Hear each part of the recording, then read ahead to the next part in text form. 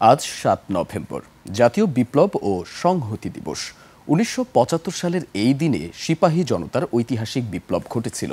এ উপলক্ষে সকালে শহীদ রাষ্ট্রপতি জিয়াউর রহমানের সমাধিতে শ্রদ্ধা জানান বিএনপির নেতাকর্মী সহ বিভিন্ন অঙ্গ সংগঠন। এ সময় বিএনপির মহাসচিব মির্জা ফখরুল ইসলাম আলমগীর বলেন, অভ্যুত্থানের পরে গণতন্ত্রকে আবার ধ্বংস করার যে ষড়যন্ত্র চলছে তাতে সজাগ থাকতে হবে।